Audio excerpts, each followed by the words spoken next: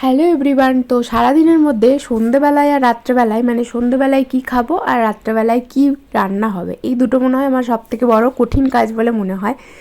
ভেবে ভেবে টাইম পেরিয়ে যায় কিন্তু আলটিমেটলি কিছু সলিউশন আসে না। যাই হোক, আজকে ভেবেছি একটুখানি কুকিজ বানাবো। তার জন্য নিয়ে নিয়েছি 2 চামচ ঘি আর ওই হাফ কাপের থেকে একটু বেশি গুড় নিয়েছি। সেহেতু ওই গুড়টা যেহেতু ডালা গুড় ছিল, তো সেটাকে ভালো করে গ্রেট করে নিয়েছি আর সেটাকে ঘিয়ের সাথে ভালো করে ব্লেন্ড করে নিয়েছি। তো ব্লেন্ড করার পর অনেকটা ঘিটা ফেপে গেছে। তারপরে এখানে অ্যাড করে নিয়েছি 1 কাপ ময়দা, হাফ কাপ বেসন আর 2 চামচ মতো সুজি।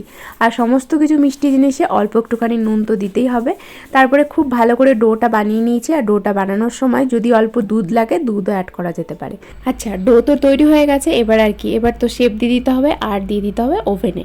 আচ্ছা, ওভেন ছাড়া কড়াইতেও করা যেতে পারে। আমি এটা ওভেনেই করেছি আর ভাল লাগছিল না কড়াইতে করার জন্য।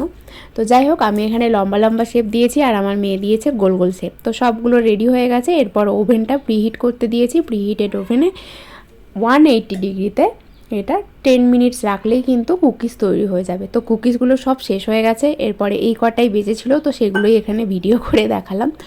বাকি যেগুলো ছিল আর কি, খেতে বেশ ভালো হয়েছিল, একদম সফট ভেতর থেকে আর বাইরে থেকে ক্রিস্পি। তো দারুণ হয়েছিল। তো ভিডিওটা ভালো লাগলে অবশ্যই কিন্তু একটা লাইক করে দেবেন। তো আবার দেখা হবে পরবর্তী ভিডিওতে। টাটা।